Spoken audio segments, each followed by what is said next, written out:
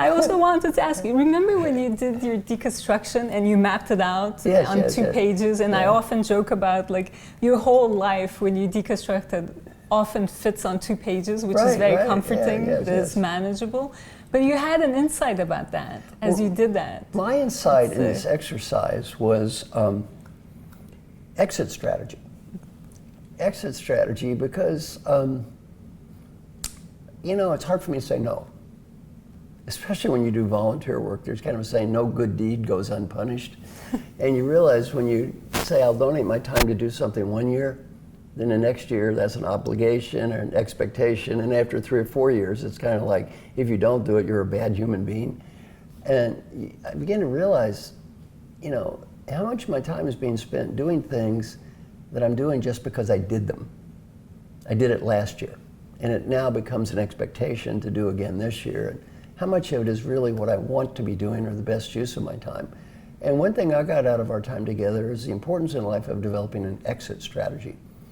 Before you commit to anything, first, an entrance strategy and an exit strategy. Before you go into the entrance part, think about the exit.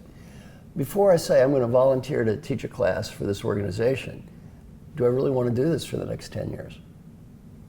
And what I liked about your idea around exit strategy and saying yes to too many things, you then said, I want to have an exit strategy so that I can try some new things. So it's not just exiting for exiting's sake, but it's exiting so that you can have new things enter your life. And I thought, that's a valuable lesson for me. You know, one of my biggest challenges, and the biggest challenge of almost everybody I coach, is overcommitment. Overcommitment. How many of you feel, given emails and voicemails and global competition, it's constantly beating you over the head? How many of you feel as busy today as you've ever felt in your lives? Almost everyone raised their hand. Overcommitment is a huge challenge, and the importance of an exit strategy is if we don't eliminate, we can't create. Because if we try to create new things and preserve old things, but we don't eliminate anything, we just get overcommitted. So for me, that is one of my biggest challenges in life, exit strategy. I work with a venture capital guy now, Dan, a great guy. And Dan, he thinks about exit strategy because he invests in companies and they have to sell at a certain point in time. They have to exit the company. And so before he comes in, he thinks about coming out.